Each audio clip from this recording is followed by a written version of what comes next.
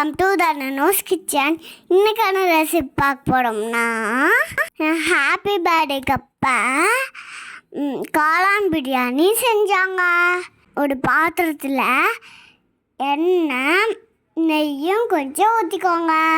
Biryani spices வெங்காயம் பச்சை மிளகாய் எல்லாம் போட்டு வதக்கி வைக்கோங்க.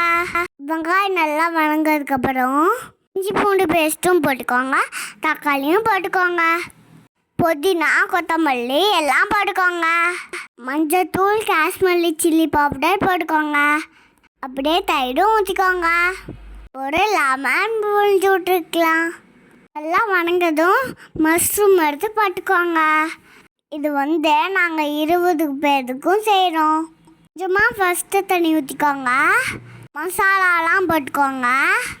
பிரியாணி மசாலா, சிக்கன் மசாலா, கறி மசாலா, மல்லித்தூள், வரமிளகாத்தூள், உப்பு எல்லாம் போட்டுக்கோங்க. சாப்பாடுக்காக தண்ணி ஊற்றிக்கலாம். முன்னவே தண்ணி ஊற்றிருக்கோம், கொஞ்சமாக தண்ணி ஊற்றிருக்கோம். இப்போ மீதியில் ஊற்றிக்கலாம். நல்லா கொதி வந்துடும். அரிசி எடுத்து போட்டுக்கலாம். போட்டுட்டு எல்லாம் கலரிட்டே எடுங்க. உப்பு காரம்னா கரெக்டாக இருக்காதுன்னு பார்த்துக்கோங்க.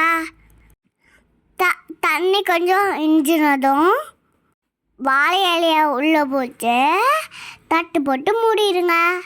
நல்லா தம் போட்டுருங்க. அவள்தான் டேஸ்டியான மஷ்ரூம் பிரியாணி ரெடி.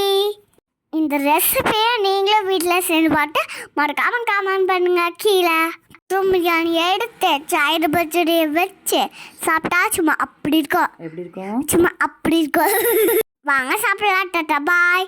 லைக் பண்ணுங்க, கமெண்ட் பண்ணுங்க, ஷேர் பண்ணுங்க. பாய் சுட்டீஸ். தேங்க்ஸ் ஃபார் வாட்சிங்.